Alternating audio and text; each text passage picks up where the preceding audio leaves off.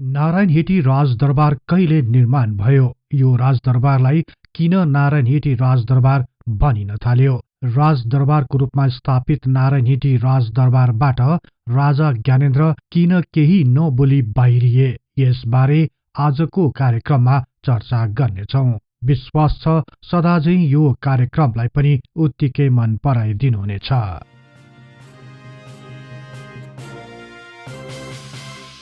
नारायणहिटी क्षेत्र कसरी बन्न गयो भन्ने विवाद आजसम्म पनि कायम नै रहेको छ।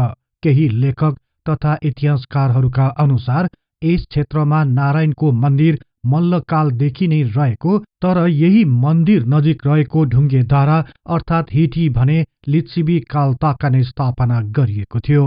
गोपाल वंशवालीका अनुसार तत्कालीन राजा धर्मदेवको पालामा आफ्ना पुर्खाले बनाएको धर्मागत देवलसँगैको एक ढुङ्गे धारामा अचानक पानी आएन। महन्तहरूले राजालाई 32 लक्षण युक्त मानवको बलि दिए मात्र पानी आउँछ भन्ने जानकारी गराए। यस्तो अवस्थामा राजा धर्मदेवले 32 लक्षण युक्त मानवमा आफू र राजकुमार मानदेव मात्र पर्ने भएकोले दुई मध्ये एकले आफ्नो बलि दिन तयार हुनुपर्ने कुरामा उनी यकिन भए। तर राजा धर्मदेवले राजकुमार मानदेव सानै भएको र देश र जनतालाई बचाउन आफूले नै जीवन त्याग गर्नुपर्ने निष्कर्षमा पुगे। यसपछि राजाले आफ्ना छोरा मानदेवलाई धारामाथि कपडा ओढी सुतिरहेको मानिसलाई नहेरी नबोलिकन काटिदिनु भनी अराए। छोरा मानदेवले पनि पिताले अराए बमोजिम राति नै गएर धारामाथि लुगा ओढेर सुतेको मानिसलाई नठम्याइकिन काटिदिए। यसरी नर बलि पाएपछि बन्द भएको धारा खुल्यो। यो घटना यहीँको ढुङ्गे धारामा घटेको थियो भनी उल्लेख गरिएको पाइन्छ। वंशावलीमा लेखिएको सो घटनामा कतिको सत्यता छ त्यो अर्कै विषय हुन सक्छ, तर यस क्षेत्रमा रहेको ढुङ्गे धारा अति नै प्राचीन रहेको कुरामा भने दुई मत नहुन सक्छ। तर पछिल्लो समयमा यो क्षेत्र धौकलसिंह बस्नेतको स्वामित्वमा रहेको थियो भनी जनाइएको छ। लेखक तथा इतिहासकार प्रेमसिंह बस्नेतका अनुसार धौकलसिंह बस्नेत काजी शिवरामसिंह बस्नेतका कान्छा छोरा थिए। शिवरामसिंह बस्नेतले वीर गति प्राप्त गरेपछि धौकलसिंह बस्नेतले राजा पृथ्वी नारायण शाहको सामिप्यमा रहेर हुर्कने मौका पाए। राजा पृथ्वी नारायण शाहको निधनपछि नेपाल एकीकरणको अभियानमा उनी निकै सक्रिय भएर लागे। यसरी निरन्तर रूपले राष्ट्र निर्माणमा लागेका एक सफल योद्धा धौकलसिंह बस्नेतलाई विक्रम सम्वत 1848 सालमा राजा रणबहादुर शाहले बकस स्वरूप 50 रोपनी जग्गा प्रदान गरे। लेखक तथा पूर्व राजदूत निरञ्जन मानसिंह बस्नेतका अनुसार हाल नारायणहिटी दरबार रहेको सो क्षेत्रको केही जग्गा प्राप्त गरिसकेपछि पनि उनले थप 35 रोपनी जग्गा त्यहाँ रहेका 29 नेवारी परिवारहरूबाट किने। त्यसपछि काजी धौकलसिंह बस्नेतले सोही क्षेत्रमा एक भव्य दरबार बनाए। आफू र आफ्ना सन्ततिहरूको कीर्ति सदैव फैलिरहोस् भन्ने हेतुले धौकलसिंह बस्नेतले सो दरबारको नाम कीर्ति मन्दिर राखे। यही कीर्ति मन्दिर दरबार क्षेत्रभित्र धौकलसिंहका माता सूरप्रभाको आह्वानमा भगवान नारायणको मन्दिर बनाउन लगाइन्। तर अन्य केही लेखकहरूले यस क्षेत्रमा नारायणको पूजा गर्ने स्थल परापूर्व कालदेखि नै रहेको, तर पछि सूरप्रभाले सोही स्थानमा मन्दिर बनाई मूर्ति स्थापित गराएकी थिइन् भनी उल्लेख गरेका छन्। सो मन्दिरका पुजारीका अनुसार धेरै पहिलेदेखि नै मन्दिर नजिकै रहेको ढुङ्गेधारा अथवा हिटीबाट नै नारायणको मूर्तिलाई जलाभिषेक गराउने परम्परा रहिआएको छ। यसरी नारायण मन्दिरको ठिक अगाडि हिटी रहेकोले यस क्षेत्रलाई पछि बिस्तारै नारायणहिटी भनिन थालियो। विक्रम सम्वत 1857 सालताका उनका दाजु कीर्तिमान सिंह बस्नेत मूल काजी रहेको बेला धौकलसिंह बस्नेतलाई कुमौ गढवालको प्रमुख प्रशासकको रूपमा त्यसतर्फ खटाइयो। तर त्यहाँ रहेका नेपाली सैनिकहरूसँग विवादका कारण झडप हुन गयो र सो झडपमा परि उनी नराम्ररी घाइते भए। घाइते धौकलसिंह बस्नेतलाई औषधि उपचार गरियो, तर उनको स्वास्थ्यमा सुधार हुन सकेन। अन्ततः विक्रम सम्वत 1958 सालमा उनको निधन भयो। उनको निधनपछि उनका पत्नी र एकमात्र छोरा रणधीर सिंह बस्नेत नारायणहिटी क्षेत्रमा रहेको कीर्ति मन्दिर नाम रहेको उनकै दरबारमा रहन थाले। विक्रम सम्वत 1863 सालमा आफ्नै सौतेली भाइ शेरबहादुर शाहीले मुख्तियार रणबहादुर शाहको हत्या गरेपछि भीमसेन थापा एकाएक सर्वेसर्वा बने। त्यसपछि दौकलसिंह बस्नेतको कीर्ति मन्दिर दरबारलाई बिना मूल्य खोसेर आफ्ना भाइ बख्तबर सिंह थापालाई दिए। सो दरबारमा बसोबास गर्दै आएकी दौकलसिंह थापाकी पत्नी असनमा रहेको काजी अभिमान सिंह बस्नेतको सन्ततिहरू रहेको घरमा शरण लिन पुगिन्। यसरी कीर्ति मन्दिर दरबारलाई भीमसेन थापाका भाइले हड्पिए। विक्रम सम्वत 1894 सालमा राजा राजेन्द्रले राजका सम्बन्धी विभिन्न आरोप लगाई भीमसेन थापालाई पदच्युत गरे। यसपछि भीमसेन थापाको शक्ति क्षीण हुँदै गयो र विक्रम सम्वत 1896 सालमा उनको असामयिक निधन हुन गयो। उनको निधनपछि दौकलसिंह बस्नेतले बनाएको सो कीर्ति मन्दिर दरबार राजाका चौतरियाहरूले हात पारे। सो कीर्ति मन्दिरमा चौतरिया प्राण शाह आफ्ना परिवारहरू सहित जेठा छोरा फतेजङ शाह, माइला गुरूप्रसाद शाह, साइला गो प्रसाद शाह, काइला वीर बहादुर शाह र कान्छा रणशेर शाहको साथै नाति र नातिनीहरू पनि सोही दरबारमा बस्न थाले। उनी प्राण शाहका छोरा फतेजङ शाह पछिल्लो समयमा नेपालको प्रधानमन्त्री बन्न सफल भए। तर विक्रम सम्वत 1903 सालमा एक विशाल घटना घट्न गयो। कोत पर्वको नामले प्रख्यात सो घटनामा तत्कालीन प्रधानमन्त्री फतेजङ शाह सहित उनका परिवारका धेरैजसो सदस्यहरूको हत्या गरियो। बाँकी रहेका अन्य सदस्यहरूलाई काठमाडौँबाट निष्कासित गरियो।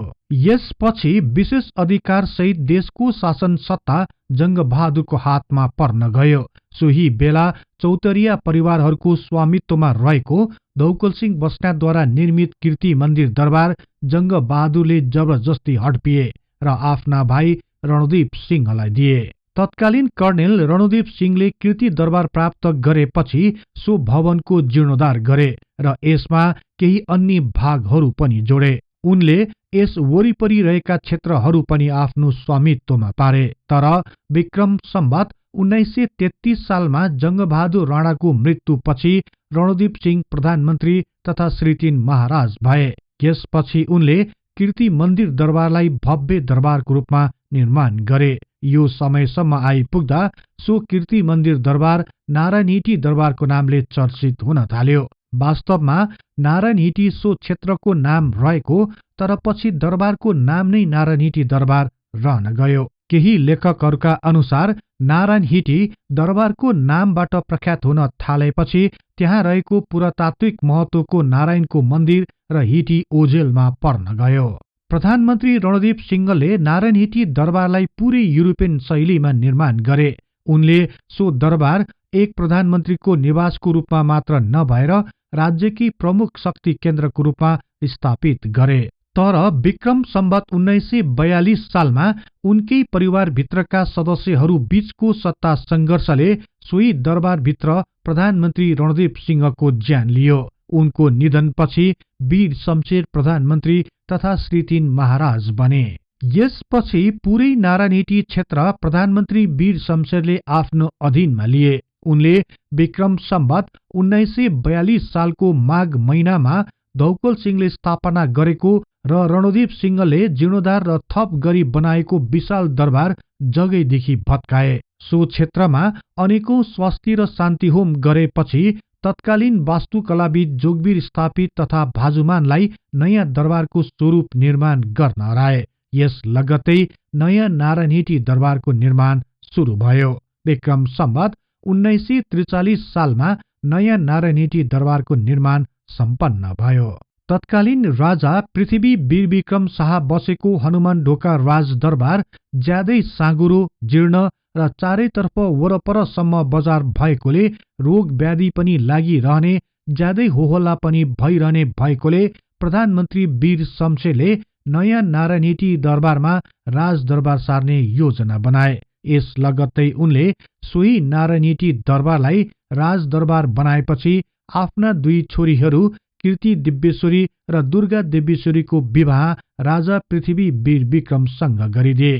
केही लेखकहरूका अनुसार नारायणहिटी दरबारमा गरिएको सो विवाहका अवसरमा प्रधानमन्त्री वीर शमशेरले राजा पृथ्वी वीर विक्रम शाहलाई सो दरबार दाइजोको रूपमा दिएका थिए। नारायणहिटी दरबार दाइजो दिएको बारे भने यकिन हुन सकेको छैन, तर यसपछि नारायणहिटी दरबार राजकीय दरबारको रूपमा स्थापित हुन गयो। राजा पृथ्वी वीर विक्रम शाहको प्रधानमन्त्री वीर शमशेरको छोरीसँग विवाह हुनुभन्दा अघि नै पञ्जाबी राजपूत कन्याहरू रेवती रमन राज्य लक्ष्मी र लक्ष्मी दिव्येश्वरीसँग विवाह भइसकेको थियो। यिनी पञ्जाबी राजकुमारी तथा माइली रानी लक्ष्मी दिव्येश्वरीको तर्फबाट त्रिभुवनको जन्म भयो। राजा पृथ्वी वीर विक्रम शाहको निधनपछि त्रिभुवन शाह नेपालको राजा भए। विक्रम सम्वत 1990 सालमा आएको महाभूकम्पले नारायणहिटी राजदरबारको धेरैजसो भागहरू नराम्ररी भत्कियो। सो भूकम्पमा परि राजा त्रिभुवनका 2 जना राजकुमारीहरूको पनि मृत्यु भयो।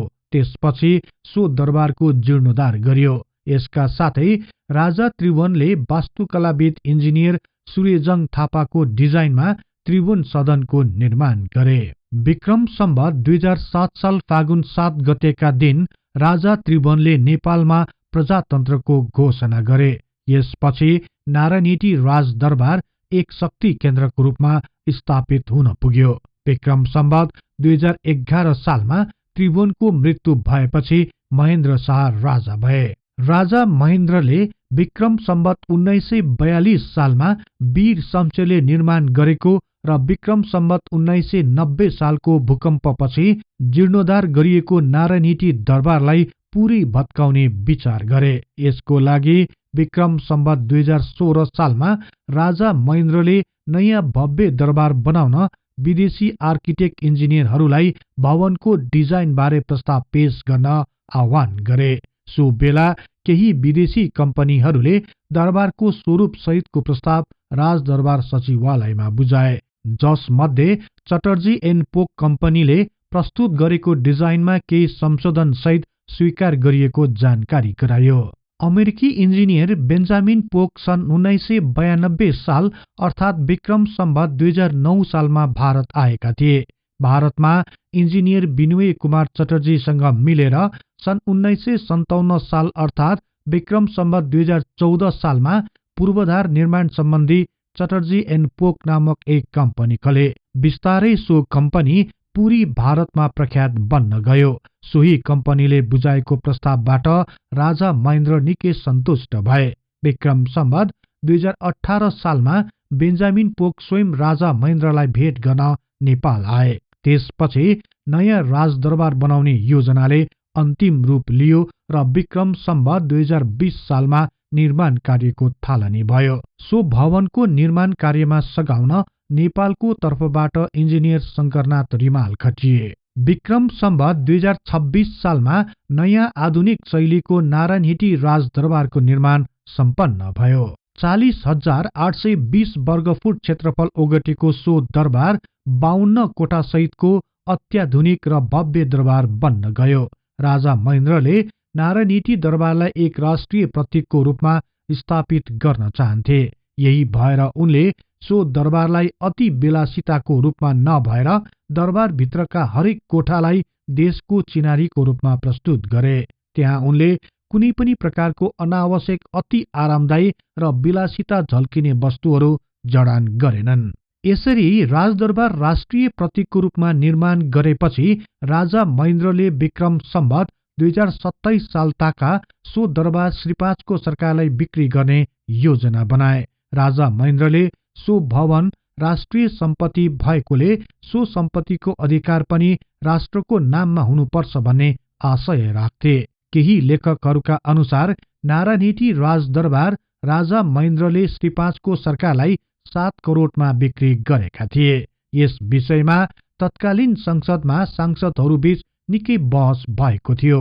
तर पछि राजा महेन्द्रले यो नारायणहिटी राजदरबार जिजुमुमा लक्ष्मी दिव्येश्वरीको दाइजो भएकोले श्री 5 को सरकारलाई बेचेको हुँ भने।